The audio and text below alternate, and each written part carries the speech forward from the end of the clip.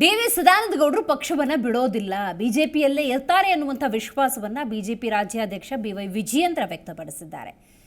ಈಶ್ವರಪ್ಪನವರಿಗೂ ಸತ್ಯ ಅರ್ಥ ಆಗುತ್ತೆ, ಆಮೇಲೆ ಎಲ್ಲವೂ ಸರಿಯಾಗತ್ತೆ ಅನ್ನೋದು ವಿಜಯೇಂದ್ರ ವಿಶ್ವಾಸ. ಈಶ್ವರಪ್ಪನವರ ಮನವೊಲಿಕೆ ಪ್ರಯತ್ನವನ್ನು ತಾನು ಕೈ ಬಿಡೋದಿಲ್ಲ ಅಂತ ವಿಜಯೇಂದ್ರ ಹೇಳಿದ್ದಾರೆ. ಅವರು ಹಿರಿಯರು, ಕೆಲ ತಪ್ಪು ಮಾಹಿತಿ ಅವರಿಗೂ ಕೂಡ ತಲುಪಿರುತ್ತೆ, ಅವರಿಗೆ ಸತ್ಯ ಅರ್ಥ ಆಗುತ್ತೆ, ಆಮೇಲೆ ಎಲ್ಲವೂ ಕೂಡ ಸರಿಯಾಗುತ್ತೆ ಅನ್ನುವಂತಹ ನಂಬಿಕೆ ತನಗಿದೆ ಅಂತ ವಿಜಯೇಂದ್ರ ಹೇಳಿದ್ದಾರೆ. ರಾಷ್ಟ್ರೀಯ ನಾಯಕರು ದೂರವಾಣಿ ಮೂಲಕ ಚರ್ಚೆ ಮಾಡಿದ್ದಾರೆ.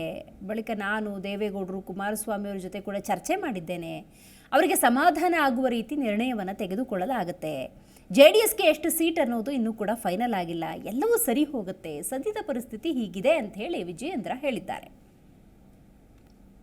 ಕಳೆದ ಒಂದು ವಾರದ ಘಟನೆಗಳನ್ನು ನೀವು ಅವಲೋಕಿಸಿದರೆ ಕಾಂಗ್ರೆಸ್ ಪಕ್ಷದ ನಾಯಕರುಗಳಿಗೆ ಅವರ ಪಕ್ಷದ ಮುಖಂಡರಿಗಿಂತ ಭಾರತೀಯ ಜನತಾ ಪಾರ್ಟಿಯ ಮುಖಂಡರ ಬಗ್ಗೆ ಹೆಚ್ಚು ವಿಶ್ವಾಸ ಬಂದಿದೆ.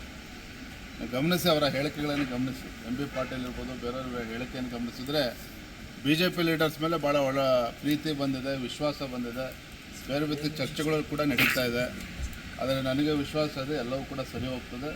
ಸದಾನಂದಗೌಡರು ಕೂಡ ಯಾವುದೇ ಒಂದು ಪ್ರಶ್ನೆ ಇಲ್ಲ, ಅವರು ಕೂಡ ಭಾರತೀಯ ಜನತಾ ಪಾರ್ಟಿಯಲ್ಲಿ ಕೈ ಬಿಡೋ ಪ್ರಶ್ನೆ ಇಲ್ಲ. ಅವರೊಬ್ಬರು ಹಿರಿಯ ನಾಯಕರಿದ್ದಾರೆ. ನಾನು ನೆನ್ನೆನೂ ಕೂಡ ಶಿವಮೊಗ್ಗದಲ್ಲಿ ಹೇಳಿದ್ದೇನೆ,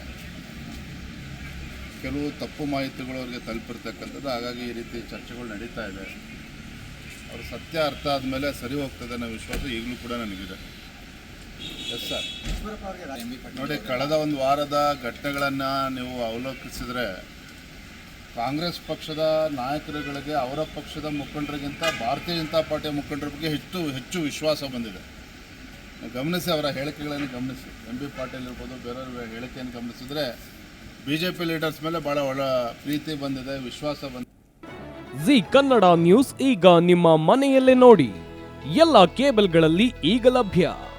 ಸನ್ Direct 292, Jio TV 1334, U digital 162, city cable 51, GTPL 17, Abhishek cables 821, rock line telecommunication 51, Shri Basaveshwara number 60, Vinayaka digital number 53, in digital number 896ರಲ್ಲಿ. ನಿಮ್ಮಿಸ್ತದ ಜಿ ಕನ್ನಡ ನ್ಯೂಸ್ ನೋಡಿ ಆನಂದಿಸಿ.